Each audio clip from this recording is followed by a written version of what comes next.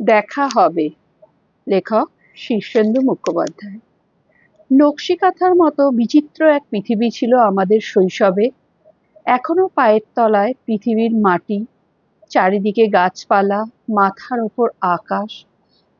বুক ভরে শ্বাস টেনে দেখি, না, শীতের সকালে কুয়াশায় ভেজা বাগান থেকে যে রহস্যময় বন্য গন্ধটি পাওয়া যেত, তা আর পাওয়া যায় না।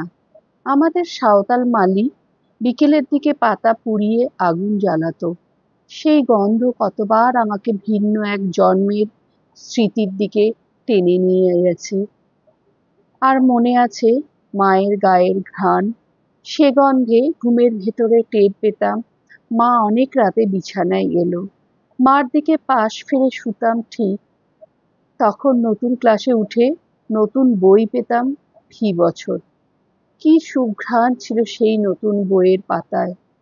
মনে পড়ে বর্ষায় কদম ফুল কুড়িয়ে এনে বল খেলা, হতে পারে কলমের রেণু লেগে থাকতো বুঝি। কি ছিল, কি থাকে মানুষের শৈশবে। বিকেলের আলো ঘরে এলো, যেই অমনি পৃথিবীটা চলে যেতে ভূতেদের হাতে। এক ঘর থেকে অন্য ঘরে যাওয়া ছিল ভারী শক্ত। বিশাল বাড়িতে কয়েকটা প্রাণী আমরা গায়ে গায়ে বেঁধে থাকতাম।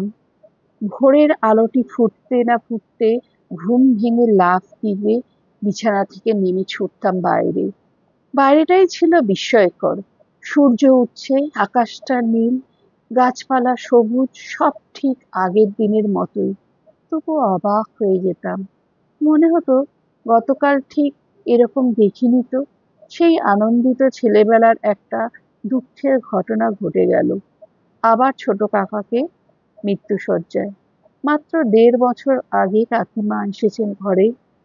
একটি ফুটফুটে মেয়েও হয়েছে। সে তখন হাত পা নেড়ে উপুড় হয়ে কত আহ্লাদের শব্দ করে। তবু বউ মেয়ে রেখে ছোট কাকাকে মরণ ঘনিয়ে এলো। বিকেলে শ্বাস উঠে গেছে। দাদু তখন বাইরের বারান্দায় বসে আছেন। বাঁ হাতে ধরা তামাকের নল, কলকেতে আগুন নিভে গেছে কখন। সন্ধ্যের পর জ্যোৎস্না উঠে সেদিন দাদু সেই জ্যোৎস্নায় পা মেলে বসে আছেন। ভিতরে বাড়িতে কান্না শব্দ উঠছে। বাবা জ্যাঠামশাইরা এসে দাদুকে ডাকলেন,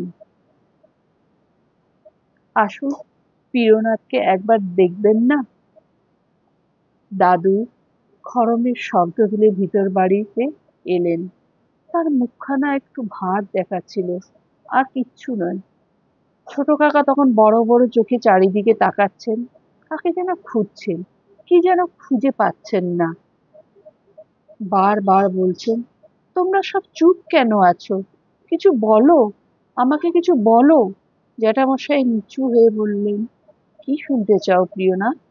ছোট কাকা ক্লান্ত বিরক্ত হয়ে বললেন, আমি কি জানি, একটা ভালো কথা, একটা সুন্দর কথা কিছু আমাকে বলো। আমার কষ্ট ভুলিয়ে দাও। আমি কেন এই বয়সে সবাইকে ছেড়ে যাচ্ছি? আমার মেয়ে রইল, বউ রইল, আমার এই কষ্টের সময় কেউ কোনো সুখের কথা বলতে পারো না? বড় কঠিন সেই পরীক্ষা। কেউ কিচ্ছু বলতে পারে না। সবাই কেবল মরণোন্মুখ মানুষটার মুখের দিকে চেয়ে থাকে। কথা খুঁজে পায় না, কিন্তু প্রত্যেকেরই ঠোঁট কাঁপে। একজন অতি কষ্টে বলল, তুমি ভালো হয়ে যাবে প্রিয়নাথ। শুনে ছোট কাকা ধমকে বললেন, যাও যাও। আর একজন বলল, তোমার মেয়ে বউকে আমরা দেখবো, ভয় নেই। ছোট কাকা শুনে মুখে বিকৃত করে বললেন, আহ, তা তো জানি, অন্য কিছু বলো।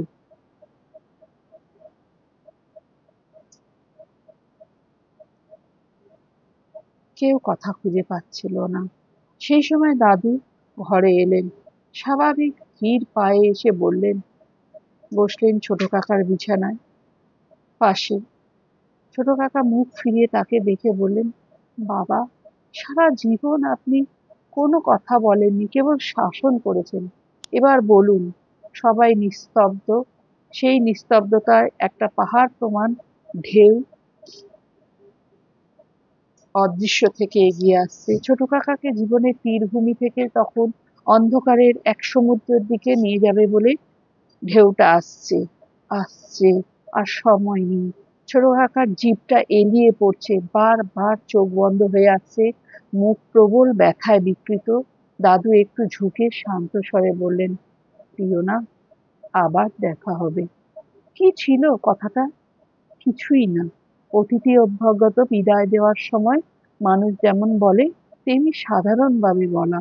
তবু সেই কথা শুনে মৃত্যু পথযাত্রী ছোট কাকা মুখ হঠাৎ আনন্দে উদ্ভাসিত হয়ে গেল। তিনি শান্ত চোখে